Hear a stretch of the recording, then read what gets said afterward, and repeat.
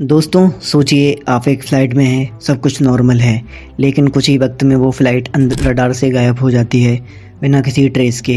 ये सिर्फ एक इमेजिनेशन नहीं बल्कि एक रियल इंसिडेंट है जो मलेशिया एयरलाइंस फ़्लाइट MH370 के साथ हुआ। 8 मार्च 2014 को ये प्लेन एक रहस्यमय तरीके से गायब हो गया। उस दिन के बाद आज तक इसका कोई पता नहीं चला। आज हम अनसॉल्व्ड मिस्ट्री के बारे में जानेंगे। चलिए शुरू करते हैं।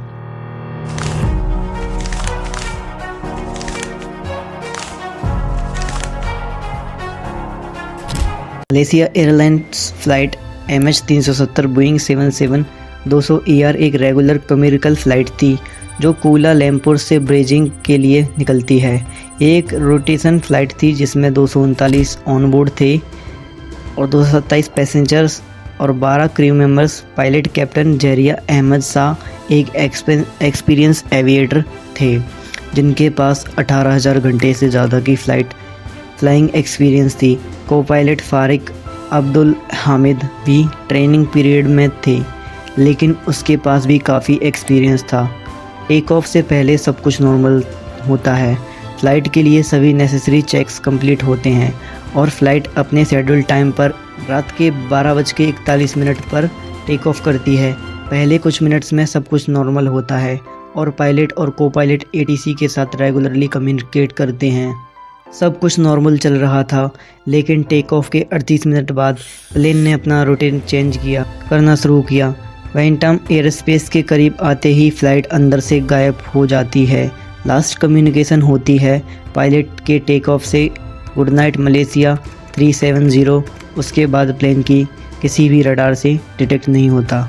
ATC ऑफिसर्स ने तुरंत फ़्लाइट से कांटेक्ट करने की कोशिश की, लेकिन कोई जवाब नहीं आया। उस टाइम पर सबको लगा कि ये सिर्फ एक टेक्निकल ग्लिच होगा, लेकिन जब कुछ घंटों बाद भी फ़्लाइट का सिग्नल नहीं मिला, तब इमरजेंसी प्रोटोकॉल एक्टिवेट कर दिया गया। जैसे ही ये पता चला कि फ़्लाइट MH370 गायब हो गई है, सर्च ऑपरेशन शुरू हो गया। दुनिया भर के 26 से ज़्यादा कंट्रीज़ ने सर्च रेस्क्यू ऑपरेशन को एक्टिवेट किया। इंडियन ओशियन से लेकर साउथ चाइना समुद्र तक लगभग 12,000 स्क्वायर किलोमीटर्स का एरिया सर्च किया गया। लेकिन दोस्तों यहाँ पर सवाल ये था कि एक दिन एक इतना बड़ा प्लेन आखिर कहाँ गया। प्लेन के डिसअपीयरेंस के बाद किए गई थ्योरीज सामने आई।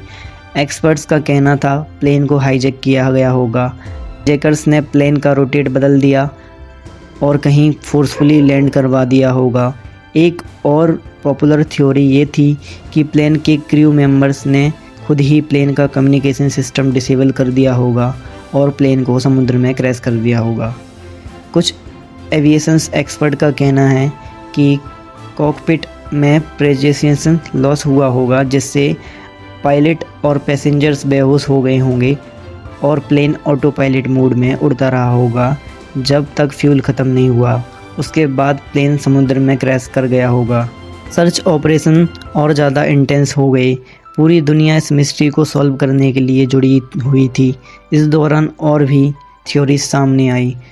कई लोगों ने कहा कि प्लेन को एलियंस ने हाईजैक कर लिया, तो कुछ लोगों ने कहा प्लेन को एक मिलिट्री बेस में छुपाया गया। लेकिन 2015 में एक ब्रेक थ्रू आया। इंडियन ओशियन के रियूनियन आइलैंड पर प्लेन के एक हिस्से का टुकड़ा मिलता है। इस डिस्कवरी से ये पता चलता है कि प्लेन समुद्र में क्रैश हुआ था, लेकिन ये सवाल अभी भी बाकी था कि प्लेन क्रैश क्यों हुआ और कैसे। इस डिस्कवरी के बाद एक थ्योरी और सामने आई कि पायलट ने जानबूझकर प्लेन क्रैश कर दिया होगा। कैप्टन जहरिया अहमद शाह के पर्सनल लाइफ पर भी फोकस किया गया। कुछ रिपोर्ट्स ने क्लेम किया कि उनकी पर्सनल लाइफ में कुछ प्रॉब्लम्स चल रही थी जो शायद इस क्रैश का कारण बन सकती थी, लेकिन कोई सॉलिड सबूत नहीं मिला। इस दौरान कई थ्योरीज को देखा गया। हाईजैक थ्योरी के लिए एविडेंस नहीं मिला और ऑटो पायलट क्रैश थ्योरी पर भी कोई सवाल उठाए गए, लेकिन एक छोटी सी होप बनी रही। जब 2016 और 17 में भी डाइवर्स इंडियन ओशियन के डिफरेंट लोकेशंस पर मिलती गई। इन डाइवर्स के एनालिसिस के बाद भी ये पता नहीं चला कि प्लेन कहाँ क्रैश हुआ। एडवांस टेक्नोलॉजी जैसे सोनार स्कैनिंग और अंडर वाटर ड्रोन्स का यूज़ किया गया, लेकिन कुछ भी नहीं मिला। ऐसा लगता है जैसे समुद्र अपने अंदर इस मिस्ट्री को छुपाने की कोशिश कर रहा है। दोस्तों, फ़्लाइट MH370 का एक्सपीरियंस आज भी एक अनसॉल्व्ड मिस्ट्री है। इसका जवाब शायद कभी नहीं मिल पाएगा, लेकिन एक बात तो तय है कि ये इंसिडेंट एविएशन हिस्ट्री के सबसे बड़े अनसॉल्व्ड मिस्ट्रीज़ में से एक है। आज भी लोग इस फ़्लाइट की एक्सपीरियंस के बारे में थ्योरीज बनाते हैं, लेकिन सच क्या है वो अभी भी छुपा हुआ है। हम कभी नहीं जानेंगे कि उस रात फ़्लाइट MH370 के साथ क्या हुआ, लेकिन एक चीज़ हमारे दिल में है, हमेशा रहेगी। 239 ज़िंदगियाँ जो इस प्लेन के साथ खो गईं, उनकी याद हम कभी नहीं भूलेंगे। ये वीडियो उन लोगों के नाम है जो इस फ़्लाइट के साथ अपने सपने, अपने अरमान लेकर चले गए और कभी वापस नहीं आए। उनकी यादों को हम हमेशा याद रखेंगे। अगर आपको ये वाली वीडियो इन्फॉर्मेटिव लगी हो तो लाइक और सब्सक्राइब ज़रूर करें एंड बेल आइकन को प्रेस करें और कमेंट सेक्शन में अपने थॉट्स बताएं आपको कैसा लगता है एंड आप लोगों को क्या लगा कि ये प्लेन कहाँ गया। और बाकी अगर आप लोगों को 18 डेज सर्वाइवल वाली स्टोरी देखनी है तो यहाँ पे आप लोगों को दिख रहा होगा लिंक, इस पर क्लिक कीजिए। मैं आपसे वहीं मिलूँगा एंड मिलते हैं नेक्स्ट वीडियो में। Bye bye, take care.